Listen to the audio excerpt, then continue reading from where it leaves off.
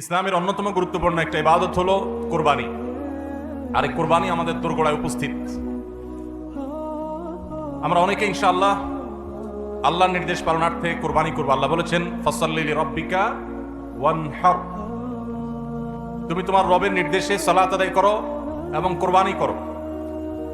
এই কোরবানির ইবাদত এমন একটি ইবাদত, এই ইবাদতের প্রতি আমাদের দেশের মানুষের আগ্রহ অন্যান্য ইবাদতের তুলনায় একটু বেশি। আলহামদুলিল্লাহ,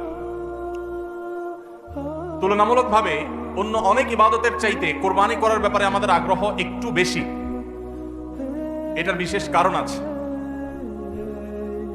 অন্যতম বড় যে কারণ সেটি হলো যে এটাকে আমরা উৎসব এবং কালচার হিসেবে নিয়েছি। সন্দেহ নেই এটা উৎসব, সন্দেহ নেই এটি কালচার, কিন্তু এটার প্রধান উদ্দেশ্য যদি ইবাদত না হয় তাহলে সেই আমল, সেই ইবাদতের, সেই ভালো কাজের বিনিময় আল্লাহর কাছে আশা করা যাবে না। সম্মানিত ভাইরা, যেহেতু কোরবানি আমাদের সামনে চলে আসছে, এই জন্য আমাদের কোরবানিকে অর্থবহ করবার জন্য আমরা আজকে কয়েকটি গুরুত্বপূর্ণ বক্তব্য, গুরুত্বপূর্ণ কয়েকটি নির্দেশনা দিতে চাই। প্রথম কথা হলো যে আমাদের কোরবানির উদ্দেশ্য যদি হয় ফ্রেশ গোশত আহরণ করা, আমাদের কোরবানির উদ্দেশ্য যদি হয় সমাজের মানুষের সামনে নিজের ইজ্জত রক্ষা করা, প্রতি বছর কোরবানি দেই, এবছর না দিলে মানুষ কি বলবে, বাচ্চারা কার মুখের দিকে চেয়ে থাকবে, আত্মীয় স্বজন, নতুন আত্মীয় স্বজন কি মনে করবে, এই সকল উদ্দেশ্য যদি আমাদের কোরবানির পেছনে কাজ করে তাহলে সেই কোরবানি আল্লাহর কাছে মাকবুল বা গ্রহণযোগ্য কোনো কোরবানি হবে না। কোরবানি প্রসঙ্গে আল্লাহ রাব্বুল আলামিন বলেছেন ইন্নামা ইয়াতাকাব্বালুল্লাহু মিনাল মুত্তাকিন, আল্লাহ তাআলা শুধুমাত্র মুত্তাকিদের ত্যাগ, তাদের উৎসর্গ, তাদের কোরবানি, তাদের স্যাক্রিফাইস, এটা আল্লাহ তাআলা কবুল করবেন। অতএব যাদের ভিতরে তাকওয়া নাই তাদেরটা আল্লাহ তাআলা গ্রহণ করবেন না, কবুল করবেন না। আমরা যে আয়াত পড়েছি সেই আয়াতও দেখেছি আল্লাহ রাব্বুল আলামিন ইরশাদ করেছেন যে আমাদের কোরবানির রক্ত, আমাদের কোরবানির পশুর গোশত, এর কিছুই কি আল্লাহর কাছে যায়? কিছুই আল্লাহর কাছে যায় না। অন্য সব ইবাদত, আর্থিক ইবাদত, এটার ফিডব্যাক আমাদের কাছে আসে না সাধারণত। আমরা যখন দান সাদাকা করি, দান সাদাকা করলে ওইটা কি নিজে খাওয়া যায়? যখন দান করি, সাদাকা করি, তখন এটা আল্লাহর তরফ থেকে গরিবদেরকে দিয়ে দিতে হয়, নিজে খাওয়া যায় না। কোরবানি এমন একটা ইবাদত যে আমরা কোরবানি করার সময় বললাম বিসমিল্লাহি আল্লাহু আকবার, আল্লাহুম্মা লাকা মিনকা ওয়া লাক, আল্লাহ আপনার পক্ষ থেকে পেলাম এবং আপনার উদ্দেশ্যেই কোরবানি করলাম বলতেছে। তো আল্লাহর উদ্দেশ্যে দিয়ে দেওয়ার পর নিয়ম হলো আল্লাহর বান্দাদের মধ্যে গরিব যারা, দুঃখী যারা, তাদেরকে দিয়ে দিব। এটাই তো সাদাকার নিয়ম, দানের নিয়ম। কিন্তু কোরবানি এমন একটা ইবাদত যে ইবাদত আমি আল্লাহর উদ্দেশ্যে করলাম, আল্লাহকে খুশি করার জন্য জবে করলাম, কিন্তু গোশতটা আবার আল্লাহ আমাকে খাওয়ার অনুমতি দিয়েছে। এটা অন্য ইবাদতে নাই। এখন এই ইবাদতে যদি গোশত খাওয়াটা মুখ্য হয়, গোশত আহরণ করা মুখ্য হয়, সমাজে মানুষের কাছে মুখ উজ্জ্বল করা মুখ্য হয়, আসল উদ্দেশ্য যদি হয় দুনিয়াবি বা পার্থিব বিষয় আসয়, আসল উদ্দেশ্য যদি হয় শো আপ করা, আসল উদ্দেশ্য যদি হয় মানুষকে দেখানো, আসল উদ্দেশ্য যদি হয় আত্মীয় স্বজনের কাছে মুখ রক্ষা করা, বাচ্চা কাচ্চা কার দিকে চেয়ে থাকবে, সেটা যদি উদ্দেশ্য হয় তাহলে এটা ইবাদত হবে না। এই জন্য কোরবানির আগে সর্বপ্রথম যে বিষয়টি খুব জরুরি সেটা হলো আমাদের উদ্দেশ্যগুলোকে একটু ঝালাই করে নেওয়া, আমাদের উদ্দেশ্যগুলোকে একটু রিচেক করে নেওয়া। আমরা কেন কোরবানি করব? আমাদের কোরবানির উদ্দেশ্যটা কি? যদি শুধুমাত্র আল্লাহ সন্তুষ্টি উদ্দেশ্য হয় আর সে উদ্দেশ্যে আমি কোরবানি করি, গোশত আমার মুখ্য না, তাহলে সেক্ষেত্রে একটা গরু আমি যে দামে কিনেছি বাজার দর তার চাইতে আরো অনেক কম, তাহলে আমার আফসোস হওয়ার কথা না। কারণ আল্লাহ তাআলা সওয়াব দেওয়ার সময় গোশত কয় কেজি হয়েছে সেই হিসাবে দিবেন, নাকি আমি কি পরিমাণ টাকা আল্লাহর রাহে খরচ করলাম সেই পরিমাণ দিবেন? আমার খরচ করা টাকা আল্লাহর উদ্দেশ্যে যদি এটা নিয়োগ করে থাকে তাহলে 1 লক্ষ টাকার গরু আপনি কোরবানি দিচ্ছেন, নিয়ত যদি সহি হয়, বিশুদ্ধ হয়, দুনিয়াবি কোনো ধান্দা যদি না থাকে, তাহলে আল্লাহ তাআলা সওয়াব কি 1 লক্ষ টাকার দিবেন, নাকি ওই গরুটার দাম বাজারে 80,000, আপনি কিনছেন 1 লাখ, তাহলে আল্লাহ বলবেন না তুমি কেন বেশি দিয়ে কিনছো, ওইটার দায়িত্ব তোমার, আমি 80,000 সওয়াব দেব, এমন হবে? কিন্তু তারপরেও আমরা কোরবানির পশু কেনার পর দেখা যায় ওইটা নিয়ে আমাদের অনেকের হেজিটেশন থাকে, আফসোস থাকে। হ্যাঁ, সন্দেহাতীত ভাবে আপনি মার্কেটে যে গরুর বাজারে যে মূলামূলি করে উপযুক্ত ন্যায্য মূল্যে আপনি কিনবেন, অতিরিক্ত দাম কোনো যৌক্তিক কারণ ছাড়া আপনি কসাইকে বা গরু বিক্রেতাকে কেন দিবেন? সেটা দেওয়ার কোনো যুক্তি নাই। আপনি অবশ্যই মূলামূলি করে ন্যায্য মূল্যে কেনার চেষ্টা করবেন, কিন্তু কেনার পর এর দাম কত হলো না হলো, গোশত কয় কেজি হলো, পার কেজি কত পড়লো, তাতে লস হলো না লাভ হলো, এগুলা সবগুলো প্রমাণ করে যে কোরবানির উদ্দেশ্যে ভেজাল আছে। ভাইরা আমার, আমরা কোরবানি সাধারণত বেশিরভাগ মানুষ গরু দিতে পছন্দ করি। এর অনেক কারণ আছে অবশ্য। আমাদের দেশে ছাগল উৎপাদন হয় খুব কম, নানা কারণে ছাগল উৎপাদনের জন্য আমাদের এই দেশ, পৃথিবীর অনেক দেশে ছাগল অনেক বেশি উৎপাদন করা যায়। বৃষ্টি বাদল, এবং ঝড় তুফানের দেশে ছাগল উৎপাদন করা নানা কারণে কঠিন, যার কারণে গরু উৎপাদন বেশি হয়, আমরা গরু কোরবানি বেশি করি। এটা দোষের কিছু না, বরং এটা স্বাভাবিক। কিন্তু আমাদের অনেকের হয়তো গরু কোরবানি করার মতো সাধ্য নাই, ছাগল কোরবানি করার সাধ্য আছে, তারপরও দেখা যায় হাওলাত বরাত করে হলেও গরু কোরবানি দেই। কেন? কারণ ছাগল কোরবানি দিলে আশেপাশে মানুষ কি বলবে। এরকম জিনিস আমাদের মধ্যে আছে না নাই? যে এত বড় লোক মানুষ, এতদিন তো জানতাম পয়সা করি আছে, উনি আবার ছাগল কোরবানি দিল, তাহলে চোখ মুখ মানুষের সামনে কেমনে দেখাবে? ভাইরা আমার, তো মানুষের কাছে কি বলবো, মানুষ কি বলবে, এই চিন্তা করে যদি গরুর জায়গায় ছাগলের জায়গায় আপনি গরু দেন, হাওলাত করিও দেন, তাতে আপনার এই কোরবানির দ্বারা সওয়াব না। ভাইরা আমার, সবচেয়ে বেশি নিয়তের মধ্যে ভেজাল থাকে যেই ইবাদতে, তার নাম কোরবানি। অন্য কোন ইবাদতে নিয়তের মধ্যে ভেজাল এত বেশি থাকে না, কোরবানিদের মধ্যে নিয়তের ভেজাল যত বেশি থাকে। কারণ কি? কারণ হলো ওই যে কোরবানি করার পর এটার ফিডব্যাক, এটার উপকারিতা, গোশতগুলো, এগুলো সব নিজেই ভোগ করে মানুষ, আপনার কাছে আবার ফিরে আসে। এই জন্য নিয়তের মধ্যে ভেজালের সম্ভাবনা অনেক বেশি থাকে। ভাইরা আমার, আমাদের প্রিয় নবী সাল্লাল্লাহু আলাইহি সাল্লাম তিনি কিন্তু গরু কিংবা ওঁট দিয়ে কোরবানি দেন নাই। এর মানে এটা না যে গরু বা ওঁট দিয়ে কোরবানি দিলে সওয়াব কম হবে, এটা না। উদ্দেশ্য হলো যে ছাগল, দুম্বা, ভেড়া এরকম ছোট পশু দিয়ে কোরবানি তিনি দিয়েছেন, সাহাবা ইকরাম অনেকে দিয়েছেন। এখনকার মিডল ইস্টের মানুষ শতকরা বোধহয় 90-95 জন মানুষ হবে, বা আরো বেশি সংখ্যক মানুষ হবে, প্রায় সবাই তারা কিন্তু ছাগল, দুম্বা বা ভেড়া এই ছোট পশু দিয়ে কোরবানি দেয়। আমাদের দেশে আমরা বড় পশু অর্থাৎ গরু দিয়ে কোরবানি দেই, সেটার যৌক্তিক কারণ আছে। আমি বলেছি যে আমাদের দেশে গরু উৎপাদন করা যত সহজ হয়, ছাগল উৎপাদন করা এত সহজ হয় না, নানা কারণে গরুর ছাগলের চাইতে গরুর উৎপাদন বেশি হয়, সেই হিসাবে আমরা করি, ঠিক আছে। কিন্তু যদি উদ্দেশ্য হয় বড় পশু কোরবানি করে আমি বড় কোরবানি দাতা জাহির করব নিজেকে, তাহলে এর মাধ্যমে সওয়াব হওয়া তো দূরের কথা, মানুষ দেখানো ইবাদত করার কারণে শিরকে আসগরের গুনাহ হওয়ার আশঙ্কা আছে। আমার কথা কি বুঝাইতে পারছি?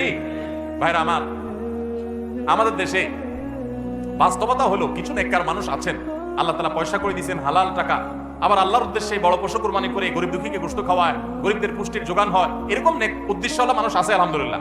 কিন্তু এই সীমিত সংখ্যক মানুষ ছাড়া সাধারণত গরুর সাইজ যত বড় হয় নিয়তের ভেজাল তত বেশি হয়। আমি কি আপনাদের বুঝাতে পারছি? সাধারণত গরুর সাইজ যত বড় হয় নিয়তের ভেজাল তত বেশি হয়। সব ক্ষেত্রে এটা প্রযোজ্য না। অনেক নেককার মানুষ আছেন যে গরুর সাইজে বড়, মাশাআল্লাহ নিয়তটাও খালেস, আবার উপার্জনও হালাল, এরকম আল্লাহর বান্দা আছেন, কিন্তু তাদের সংখ্যা খুবই কম। সাধারণত গরুর আকার যত বড় হয়, এই বেশিরভাগ এই শ্রেণীর কোরবানি দাতাদের নিয়তে ভেজাল বেশি। আপনি ঢাকা চলে যাবেন, গুলশান, বাড়িধারা, ঢাকার একেবারে এলিট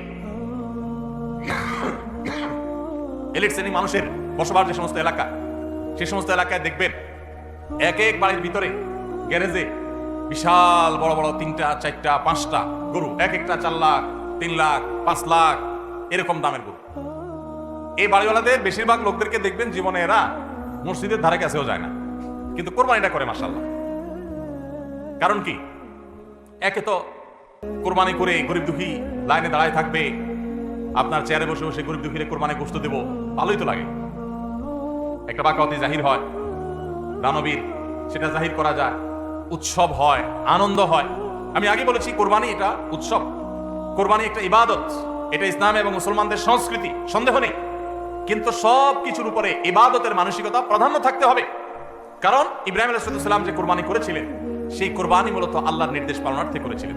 তিনি মূলত আল্লাহর কাছে প্রমাণ করেছেন বা আল্লাহর কাছে প্রকাশ করেছেন যে আল্লাহ যত আদেশ করেন, যত নিষেধ করেন সব তিনি মানবেন। এমনকি নিজের সন্তানকে কোরবানি করার নির্দেশ আল্লাহ করার পর সেটাও মানতে তিনি প্রস্তুত হয়েছেন। আল্লাহ সন্তান কোরবানি হইতে দেন নাই, কিন্তু তিনি পরীক্ষায় পাশ করে ফেলেছেন। এই কোরবানি আমাদেরকে শিক্ষা দেয় আল্লাহর আদেশ নিষেধ আমার যুক্তিতে ধরুক আর না ধরুক, আমার বুঝে খাটুক বা না খাটুক, আমার পক্ষে যাক আর বিপক্ষে যাক, আমার ভালো লাগুক আর না লাগুক, সর্বাবস্থা আমি আল্লাহর আদেশ নিষেধ মেনে চলবো। এটাই হলো কোরবানির প্রধান শিক্ষা। আল্লাহ তাআলা আমাদের সবাইকে সেই শিক্ষা মাথায় রেখে শুধুমাত্র আল্লাহকে খুশি করার উদ্দেশ্যে কোরবানি করার তৌফিক দান করুন। মেয়ে বিয়ে দিয়েছেন বা ছেলে বিয়ে করাইছেন, ব্যয়ের বাড়ি থেকে মেহমান আসবে, ব্যয়েরা জিজ্ঞেস করবে ব্যয় কি কোরবানি দিচ্ছেন, একটা ব্যাপার সেপারাস। তখন যদি বলেন যে ব্যয় সাহেব এবার টাকা পয়সা হাতে নাই, সেজন্য এবার কোরবানি দিব না, তাহলে মুখ থাকে। এই জন্য একটা কোরবানি দেওয়া লাগে। এই কোরবানি কি ব্যয় হিসাবের জন্য হলো না আল্লাহর জন্য হলো? এই ব্যয় হিসাবের জন্য কোরবানি করলে সেটা সওয়াব হবে না, বরং শিরক হবে, শিরকে আসগর। এটাকে শিরকে আসগর বলা হয়। আল্লাহ তাআলা আমাদের সবাইকে আল্লাহকে খুশি করার জন্য কোরবানি করার তৌফিক দান করুন। আল্লাহকে খুশি করার জন্য যে কোরবানি করছেন, মাঝে মধ্যে একটু অ্যাসিড টেস্ট করবেন। অ্যাসিড টেস্ট বলবো, ধরেন আপনি প্রতি বছর গরু কোরবানি করেন, এক বছর হঠাৎ করে ছাগল কোরবানি করেন, ছাগল কোরবানি করেন, আপনি বলবেন এবছর তাহলে তো গরু গোশত দিতে পারবো না, তো আরো কয়েকটা ছাগল কিনে কোরবানি আরো বেশি করা যায়, তো একজন একটা বেশি করলে সমস্যা নাই। ছাগল অনেকগুলো কিনে গরিব দুঃখীদেরকে দিয়ে দেন, তারা কোরবানি করে তারা গোশত খাই ফেলাকে আপনার তরফ থেকে কোরবানি হয়ে যাবে। আপনি একটা ছাগল করেন, দেখেন এটা মানাইতে পারেন কিনা নিজেরই। যদি কোনো অসুবিধা না হয় মানাইতে, তাহলে আলহামদুলিল্লাহ আল্লাহ শুকর আদায় করতে পারেন যে আপনার নিয়তের মধ্যে বোধহয় ভেজাল নাই। আর যদি মনে হয় না প্রতি বছর গরু দেই, এবার ছাগল দিলে কেমনে হয়, মানুষ কি বলবে, তাহলে বুঝতে হবে ডাল মে কুচ কালা নেই, পুরা হি কালা হয়। আল্লাহ তাআলা আমাদের সবাইকে ইখলাসের সাথে তাকওয়ার সাথে কুরবানির এই আমলটি সম্পাদন করার তৌফিক দান করুন। ভাইরা আমার, কুরবানির সামনে আসছে, এখন থেকে আমরা একটু পরিবারের সদস্যদেরকে নিয়ে বসি, বাচ্চা সহ ফ্যামিলির সব সদস্যরা একটু বসেন, মশওয়ারায় বসেন, পরামর্শ মজলিসে বসেন, বসে জিজ্ঞাসা করেন আমরা আসলে কোরবানিটা কেন করতেছি। গোশত খাওয়া, ফ্রেশ গোশত আহরণ করা, মানুষের সামনে নিজেদের মুখ উজ্জ্বল করা, কি ধান্দা, উদ্দেশ্য কি? একজন একজন করে সবাই মতামত নেন এবং এটা নিশ্চিত করেন যে আমরা আল্লাহর জন্যই কোরবানি করছি। এটা কিভাবে নিশ্চিত করব? একটা তো বললাম যে বিশাল বড় গরু কোরবানি করেন সব সময়, এবার একটু ছাগল কোরবানি করেন, দেখেন তো মনে মানাতে পারেন কিনা। কারণ আপনি বলবেন ভাই গরু কোরবানি তো অনেক টাকা লাগে, ছাগলে তো অনেক কম টাকা লাগে, তাহলে এই কোরবানি ওইটা চাইতে কিভাবে উত্তম হয়? আমি উত্তম বলতেছি না, আমি বলতেছি যে আপনার নফস, আপনার মন মানে কিনা যে আমি গরুর জায়গায় ছাগল কোরবানি করলেও তো হবে, হবে না হবে না? কেউ যদি ছাগল কোরবানি করে তার কোরবানি হবে কি হবে না? হবে। কোরবানি ছাগলও করা যায়, গরুও করা যায়, ভেড়াও করা যায়, দুম্বাও করা যায়, মহিষ দিয়েও করা যায়, উট দিয়েও করা যায়, এই সব পশু দিয়ে কোরবানি করা যায়। অতএব আপনি এবছর একটু ছাগল দিয়ে করেন, বাকি গরু কেনার যে আরো বাজেটের টাকা ছিল সেগুলো দিয়ে আরো কয়েকটা ছাগল কিনে গরিব মানুষকে দিয়ে দেন, ওটা যাতে এলাকা মানুষ টেন না পায়, অন্য এলাকায় দিয়ে দেন। আমরা সুন্নাহ ফাউন্ডেশনের তরফ থেকে সারা দেশে বিভিন্ন জায়গায় জায়গায় কোরবানি করি।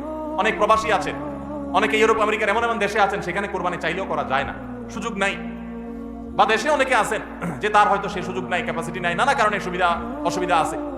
তো আমরা তাদের তরফ থেকে কোরবানি করে দেশের বিভিন্ন গরিব দুঃখীদের আপনার বাসা বাড়িতে আমরা তাদের ঘরে ঘরে গোশত পৌঁছাই দিই। তো আপনি গরুর বাজেটের টাকা দিয়ে একটা ছাগল কিনে বাকি টাকা দিয়ে এরকম ছাগল কিনে মানুষকে দান করে দেন, জবাই করে অন্য মানুষকে গোশত দিয়ে দেন, এলাকা দিলেন না, মানুষ টের পারো না, তাহলে মনকে মানাতে পারেন কিনা দেখেন। এটা হলো অ্যাসিড টেস্ট, আমি বলতেছি না সবসময়, মাঝে মধ্যে এরকম করে দেখেন যে মন মানে কিনা। যদি দেখেন যে না মন মানে, তাহলে আলহামদুলিল্লাহ ভাইরা আমার। আর একই ভাবে মাঝে মধ্যে আমার কোরবানি আমি জবাই করলাম, গোশত সব দিয়ে দিলাম, ফ্রিজে খুব একটা বললাম না, অল্প স্বল্প রাখলাম, কারণ আল্লাহ তাআলা বলেছেন ফাকুলু মিনহা ওয়া আতি'মুল বাঈসাল ফাকির, ফাকুলু মিনহা ওয়া আতি'মুল কানি'a ওয়াল মু'তার। কোরবানি গোশত নিজেও খাবো, গরিব দুঃখীকেও খাওয়াবো, যে চায় তাকেও দিব, যে চায় না আত্মীয় স্বজন তাদেরকেও দিব। অতএব মুস্তাহাব এই তিনও ভাগে ভাগ করা, কিন্তু এটা ফরজ ওয়াজিব না। তাহলে আমি পরিমাণ একটু কম রেখে বেশিরভাগে দিয়ে দিলাম, মন মানে কিনা দেখেন, মন মানে কিনা। অনেকে আছেন লামসাম সামান্য একটু দিয়া আর সব ফ্রিজে ঠেলতে ঠেলতে ফ্রিজের দরজাই লাগে না, পারলে রশি দিয়া বাঁধে যে দরজা লাগে না, কারণ গোশত পায়া ভুড়ি কলিজা ব্যবসা সব ঢুকাইতে ঢুকাইতে ফ্রিজ বেচারা জাম হয়ে গেছে। তাহলে কোরবানি কেন করতেছি? গোশতের জন্য যদি কোরবানি হয়, এই কোরবানি কোরবানি না, এটা ফুর্তি। কোরবানি তো ত্যাগের নাম। আপনার ভিতরে ত্যাগ কতটা আছে, ত্যাগের মানসিকতা কতটা আছে? আপনি আল্লাহর রাহে আল্লাহকে খুশি করার জন্য লাখ টাকা দিয়ে গরু কোরবানি করেন, ভালো কথা। আপনার মধ্যে আসলে ত্যাগের মানসিকতা আছে এটা প্রমাণ করার জন্য মাদ্রাসা, নতুন মাদ্রাসা হচ্ছে, সেখানে লক্ষ লক্ষ টাকার দরকার আছে, আপনি সেখানে 20,000 50,000 টাকা অকাতরে দিতে পারেন কিনা, এটা অ্যাসিড টেস্ট। সেখানে টাকা বাইর হয় না। কোরবানিতে লাখ টাকা দেন, মাদ্রাসা টাকা দেন না, মসজিদে টাকা দেন না, আরো অনেক দিনের কাজ আছে সেখানে টাকা দেন না। গরিব দুঃখী মানুষ আছে, তাদের দরকার, একজন গরিব তার চিকিৎসা মাত্র 20,000 টাকা হলে হয়ে যায়, আপনি 20,000 টাকা দিতে পারেন কিন্তু দেন না, 2,000 দেন, 500 টাকা দেন, কিন্তু কোরবানির সময় মাশাআল্লাহ 1 লাখ টাকার গরু কিনেন। যদি আল্লাহর জন্যই হয়, স্যাক্রিফাইস যদি হয়, কোরবানিও করেন, ওখানেও দেন, কিন্তু কোরবানির সময় আসেন ওখানে নাই, তাহলে আপনার এই কোরবানিটা কি আল্লাহর জন্য হচ্ছে না নিজের জন্য হচ্ছে, আল্লাহর খুশির জন্য হচ্ছে না অন্য কোনো উদ্দেশ্য হচ্ছে? এই প্রশ্ন জোরালো ভাবে আমাদের অবশ্যই রাখতে হবে।